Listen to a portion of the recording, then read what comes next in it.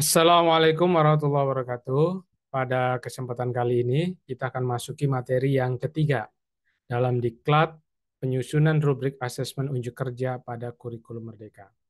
Sebelum saya masuk ke materi hari ketiga, saya akan merecap dulu apa yang sudah kita pelajari pada pertemuan-pertemuan sebelumnya.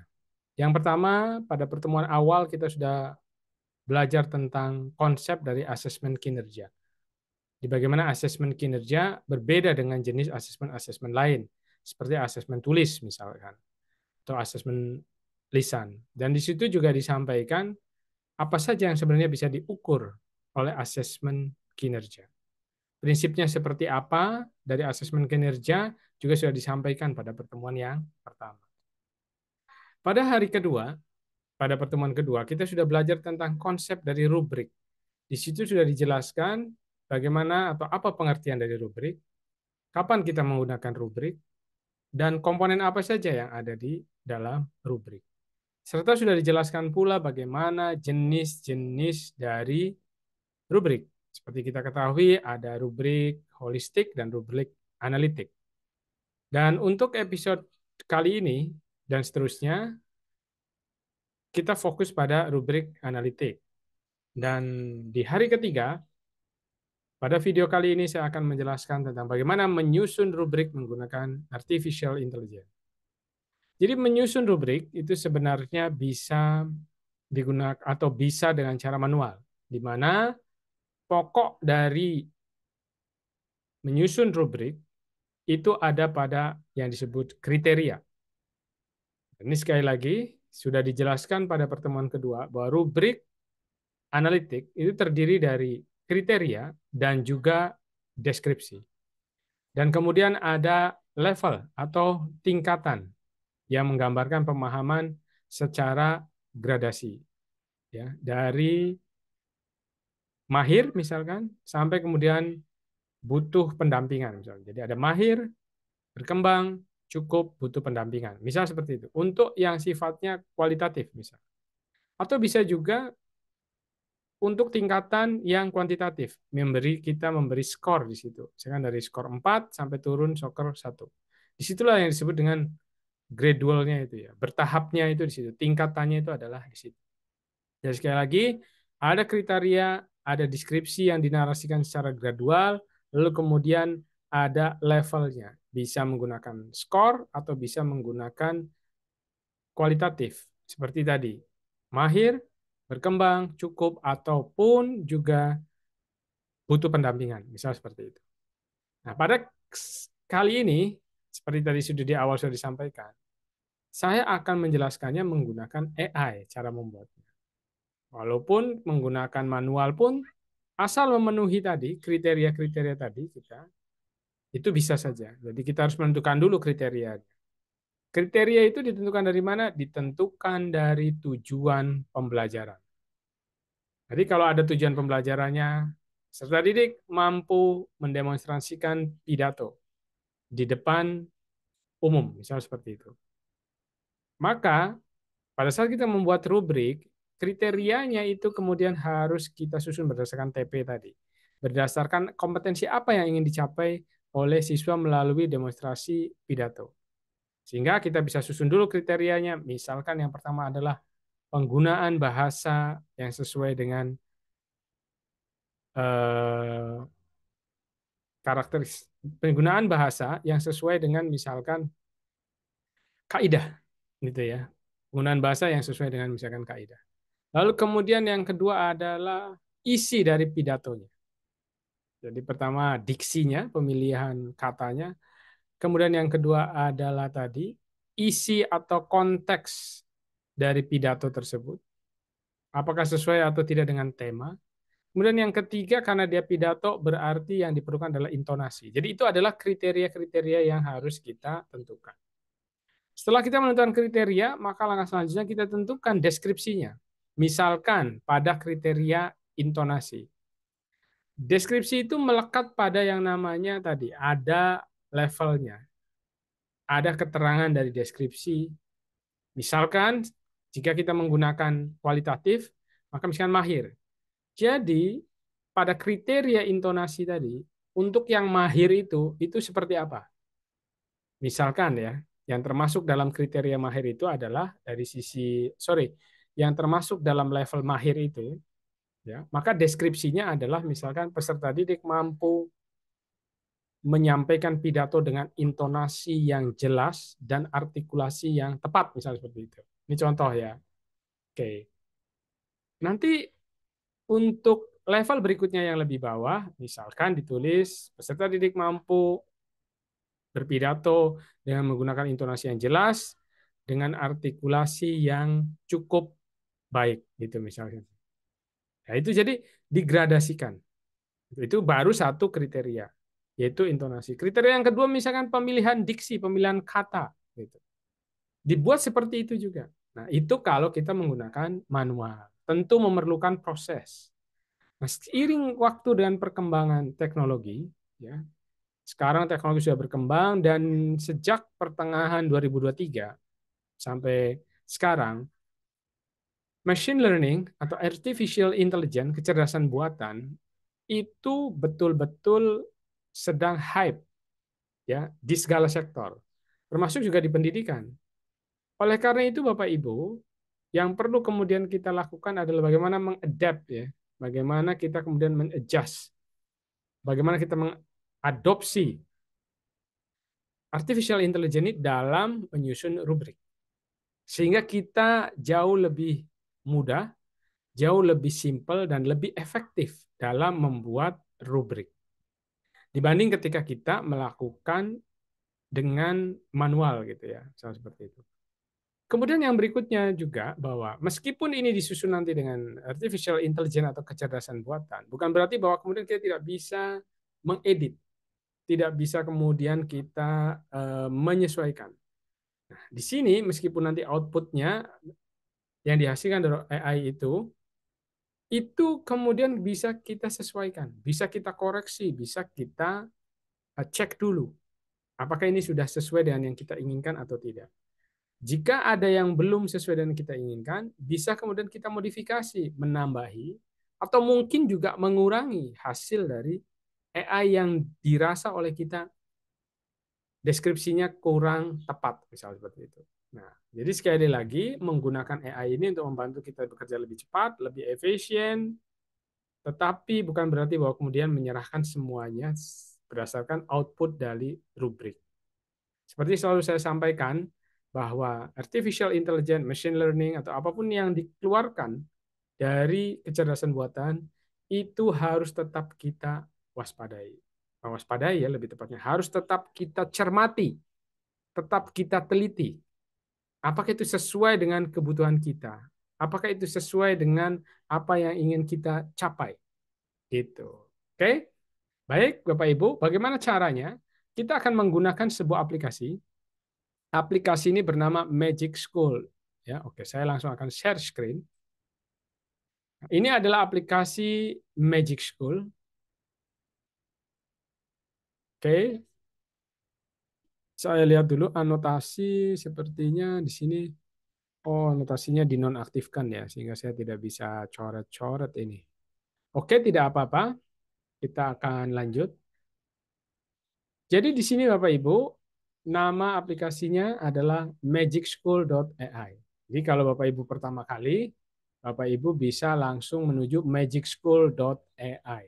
Nanti di grup akan saya informasikan. Setelah itu Bapak Ibu mendaftar dengan menggunakan email. Bisa email akun belajar ID ya, bebas. Jadi ini magicschool.ai. Nah ini websitenya magicschool.ai. Jadi kalau kita klik di sini, dia akan masuk ke halaman awalnya. Lalu Bapak Ibu bisa kemudian sign up saja, ini for teachers, sign up, dan dia akan meminta, Bapak Ibu akan diminta untuk memasukkan email Google. Jadi ini nanti diklik saja, dan nanti akan ada pilihan masuk ke Gmail Bapak Ibu. Bisa belajar ID juga bisa.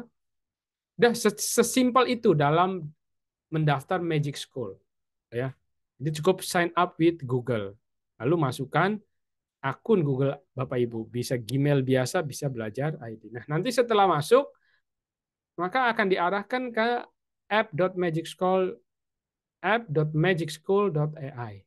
Ya, ini akan diarahkan, tampilannya adalah seperti ini. Dan Magic School sekarang sedang memberikan gratis ya, full feature gratis sampai 10 Februari kalau tidak salah.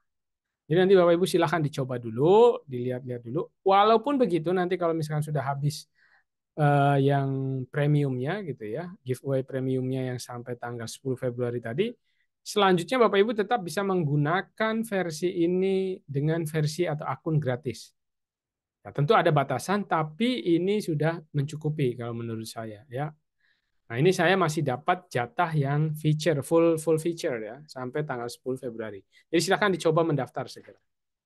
Nah, Magic School ini saya akan memberikan gambaran sedikit. Sebenarnya bukan aplikasi atau platform yang khusus membuat rubrik. Dia adalah aplikasi atau platform yang membantu kita sebagai pendidik dalam melaksanakan aktivitas kita sebagai seorang pendidik. Karena di sini banyak sekali fitur-fitur yang kita sering gunakan dalam dalam pekerjaan kita sebagai seorang pendidik. Sebagai contoh di sini, kita bisa lihat ada multiple choice assessment. Jadi pada saat kita menggunakan assessment, ini di sini bisa ada assessment pilihan ganda yang bisa di-generate langsung nanti soal-soalnya. Kemudian Bapak Ibu bisa lihat ini lebih dari 50 fitur. Mungkin nanti saya akan membuatkan pelatihan tentang Magic School ya, nanti kita tunggu saja karena saking banyaknya ini. Dan ini sangat menurut saya sangat luar biasa sekali. Walaupun semua feature ini belum tentu juga kita gunakan semua. Nah, tapi ada beberapa yang bisa kita gunakan. Seperti di sini tadi ya, rubrik multiple choice assessment ini, kemudian lesson plan, kemudian YouTube video. Nah, ini yang bagus juga YouTube video question. Jadi kita nanti bisa mengambil pertanyaan dari YouTube. Tapi itu nanti ya. Sekarang fokus kita adalah kepada rubrik. Oke, karena pelatihan kita berkaitan rubrik. Di sini ada satu feature ya atau satu fitur atau menu dari Magic School AI ini namanya Rubric Generator. Nah, Rubric Generator ini berfungsi untuk membuat sebuah rubrik dari sebuah assessment. Nah, tentu saja di sini asesmennya adalah asesmen kinerja atau asesmen unjuk kerja. Bisa asesmen project juga, menilai untuk projectnya juga bisa di sini. Oke, jadi kita langsung saja mengklik rubrik generator ini, kita klik. Maka setelah kita klik seperti ini, pertama Bapak Ibu bisa melihat contoh di sini, eksemplar ini contoh. Jadi kalau diklik dia akan memberikan contoh kepada kita. Ya, kalimat-kalimatnya gitu. Oh, ini contohnya levelnya sudah terisi, standarnya, title-nya gitu. Nah, kita sekarang akan buat dari awal. Pertama kita pilih grade levelnya. Saya kelas 10. Standar objektifnya apa? Misalkan membuat rubrik ya, presentasi misalnya. Presentasi mengenai misalkan jejaring makanan. Ada ekosistem laut misal. Seperti ini. Lalu assessment title-nya kita bisa tulis, berarti di sini adalah rubrik. Kita tulis saja rubrik presentasi. Coba gini aja nggak apa-apa. Nah, di sini kemudian inilah yang menjadi faktor pentingnya, saya bilang, assignment description. Jadi rubrik ini harus kita berikan, atau sorry, artificial intelligence, machine learning ini, kecerdasan buatan Magic School ini harus kita arahkan. Kita ingin membuat rubrik yang isinya apa saja. Tadi di awal saya sudah menyampaikan bahwa rubrik atau kriteria pada rubrik itu diambil dari tujuan pembelajaran. Jadi kalau tujuan pembelajaran tentang presentasi jejaring makanan, ini kira-kira apa yang mau kita tuju? Ya gitu. Apa aja kriterianya? Jadi kita tulis dulu nih ya perintahnya. Nah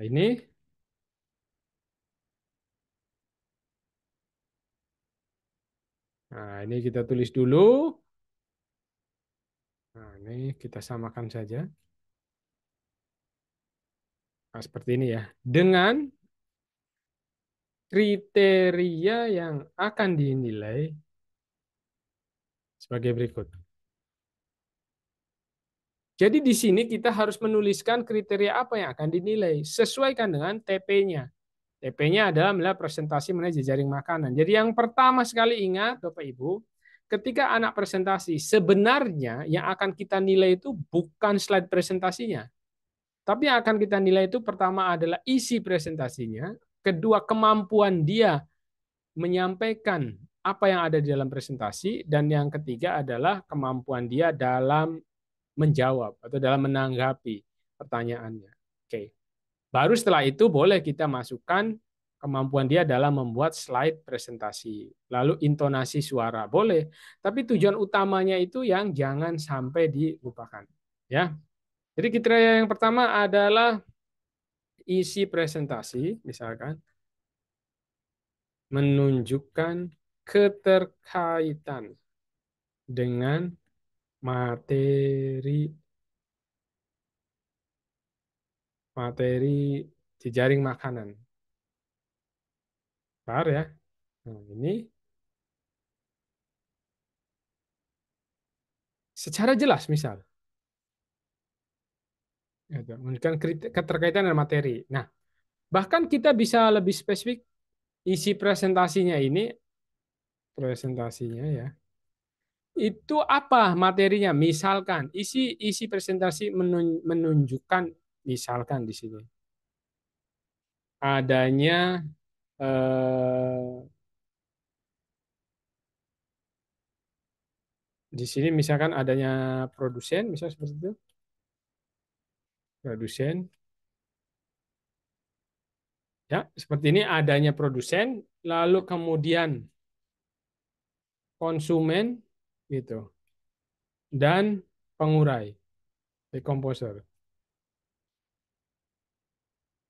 Nah, decomposer pada jejaring makanan pada ekosistem laut. Jadi ini yang pertama, isi presentasi menunjukkan ini ya, atau bisa saja.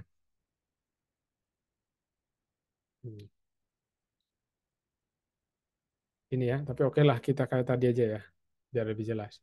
Jadi ada produsen, adanya nih. Lalu kemudian isi presentasi menunjukkan, misalkan atau menampilkan, menampilkan gambar jejaring makanan. Ya, itu ya. Mengambil jejaring makanan pada ekosistem laut. Laut itu ya. Kemudian yang kedua berikutnya adalah menampilkan ini. Setelah menampilkan, nah ini di sini dia memiliki argumentasi atau memiliki kriterianya ini ya, penyampaian aja. Penyampaian presentasi menggunakan bahasa yang intonasi yang jelas, intonasi yang jelas misalnya. Ya, seperti ini. Apalagi yang kita akan ini kan penyampaian presentasi menggunakan intonasi yang jelas tadi. Kayak menyediakan argumentasi yang kuat pada pemaparan presentasi. Nah, ini. Terus apa lagi di sini? Tadi isi presentasi mengambil gambar ya. Oke ya, penyampaian presentasi sudah. Apalagi desain misalkan ini sebagai tambahan ya. Desain slide presentasi menarik, menarik dari secara visual dari pemilihan gambar, tipografi, dan keharmonisan warna misalkan. Nah, seperti ini. Ini memberikan satu kriteria yang jelas terhadap rubrik yang akan kita buat. Karena memang tadi disampaikan juga kan, karena kita ingin benar-benar yang dinilai itu adalah isi dari laporan dia, misalkan kayak gitu. Oke, skalanya kita sampai 4 saja, 1 sampai 4. Nah, ini boleh ditambahkan kostumisasinya gitu. Misalkan tadi skala tadi poin skala 1 sampai 4 bisa. Nah, ini bisa ditambahkan apa ya gitu. Misalkan apakah mau pakai cukup, mahir, berkembang gitu. Nah, seperti itu. Nah, kemudian kita lihat di sini generate ya, kita generate, nah, kita generate. Maka di sini Bapak Ibu AI akan memberikan sebuah rubrik kepada kita. Nah, itu dia. Kayak di sini kita bisa lihat Bapak Ibu semuanya. Nah, ada semua ini ya. Ini bisa kita copy. Nanti kita bisa copy, kita klik ke arahkan ke sini, lalu kita bisa copy ke Microsoft Word langsung. Jadi ini langsung diklik saja, diekspor ke Microsoft Word, Magic School Export. Oke, saya akan buka ya ini. Mungkin belum nampak di layar. Saya akan stop share dulu. Dan kemudian share screen kembali. Nah, ini Bapak Ibu. Bapak Ibu bisa lihat di sini kriterianya sesuai yang kita tulis. Isi presentasi menunjukkan adanya produsen, konsumen, dan konsumen pada jalan. Nah, ini. Dia menulis sekarang di sini narasinya, deskripsinya secara gradual. Ini tidak menunjukkan, ini menunjukkan ada beberapa ketidakkonsistenan. Nah, di sini nanti kita bisa edit. Jadi kita tidak perlu membuat dari awal dalam hal eh, ya kita ketik dari awal, kita bikin tabel dari awal, tidak. Tapi setelah dihasilkan output dari AI, nah tinggal kita tambah-tambah di sini mana yang kurang cocok. Di sini saya menunjukkan adanya produsen dan konsumen dan rekomendasi, menunjukkan adanya produsen, konsumen, dan developer secara jelas dalam jejaring makanan pada ekosistem laut. Nah, ini kan sama nih. Nah, kita bisa saja nih menunjukkan adanya produsen, konsumen, dan decomposer gitu ya. Misalkan di sini. Nah, kita ganti misalkan. Tapi tidak menghubungkan menghubungkan ketiganya dengan jelas, misal. Oh, gitu. Di sini menunjukkan adanya produsen, konsumen, tapi tidak menunjukkan adanya decomposer.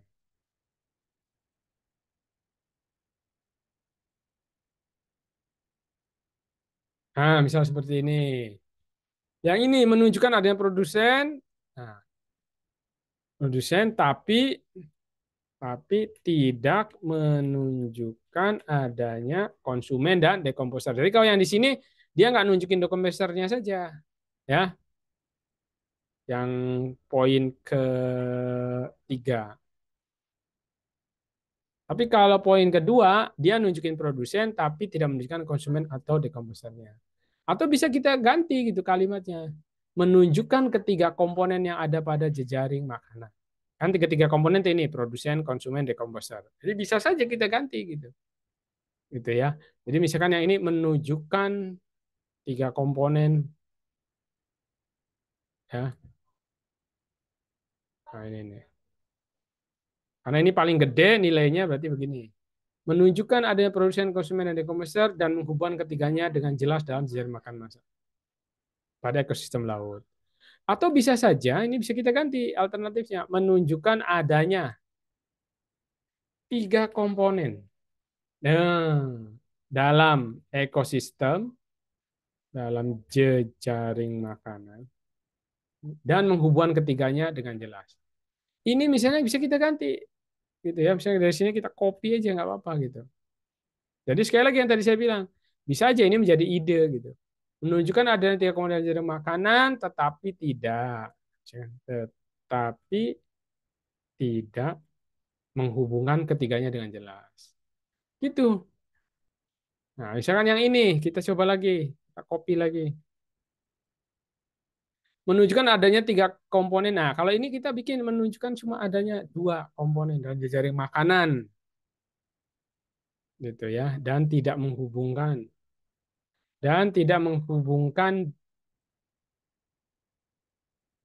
bentar, Nah, adanya dua komponen dalam jaring makanan dan tidak menghubungkan kedua komponen itu dengan jelas. Nah, ini bisa. Nah, ini tidak menunjukkan adanya produsen komponen dan komponen. Nah, ini yang poin atau level yang paling rendah.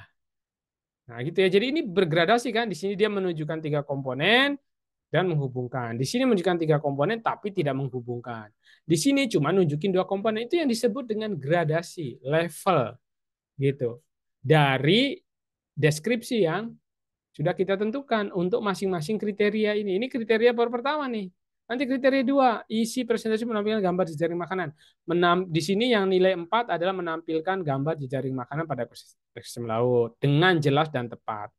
Menampilkan gambar jejaring makanan pada ekosistem laut dengan beberapa ketidaksonsenan atau kurang detail. Ini bisa juga di sini dituliskan seperti ini. Dia nampilin tapi tidak konsisten dan tidak detail gitu. Nah, ini bisa kita ganti juga misalkan menampilkan gambar jejaring makanan pada ekosistem laut, ya ekosistem laut. Misalkan kita akan tulis yang ini, kalau ini kan dia menampilkan dan beberapa ketidaksempurnaan kurang kurang detail. Nah, ini kalau tapi misalkan tidak detail dalam kualitas gambar, misal. Gitu. Nah, ini tidak menampilkan gambar jejaring. Ini sebagai contoh saja Bapak Ibu.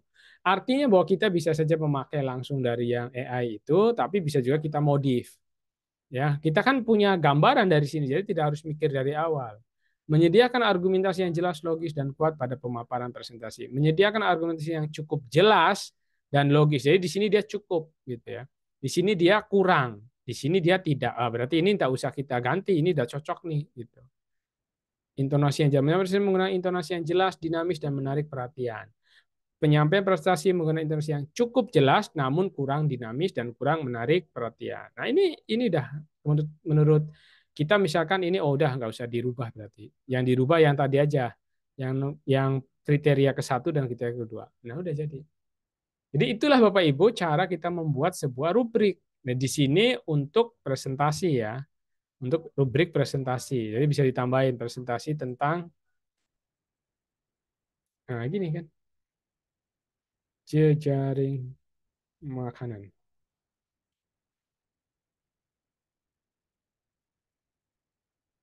ekosistem laut ya tadi ya, gitu. Nah, ini sangat terbantu sekali. Daripada kita harus membuat dari nol, misalkan seperti itu.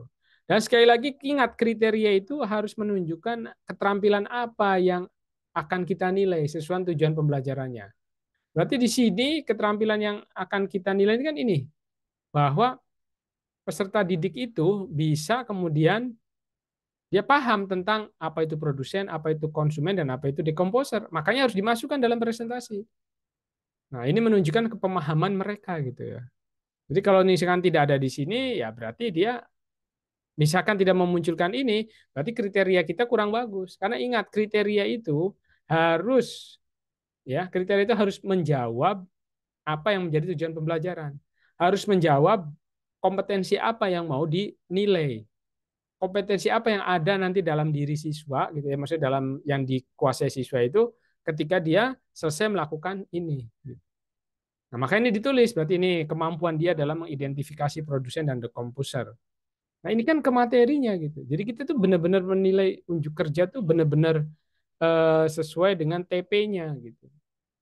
Tapi kalau kita tiba-tiba langsung ke sini eh, menyampaikan presentasi menggunakan intonasi yang jelas, misalnya seperti ini saja ya, terus argumentasi masih bagus nih, masih bagus. Tapi kalau cuma intonasi visual, kenapa saya bilang ini intonasi kok bukan merupakan fokus utama ya dari tujuan pembelajaran? Karena yang diminta itu beda kalau pidato. Kalau pidato ya tentu saja unsur utamanya adalah salah satunya intonasi, artikulasi kalau pidato. Tapi kalau penyampaian presentasi, yang utama itu isi presentasinya itu didukung dengan intonasi suara yang jelas. Jadi ini faktor pendukung, nggak apa-apa kita masukkan juga gitu. Tapi jangan sampai faktor utamanya itu lupa.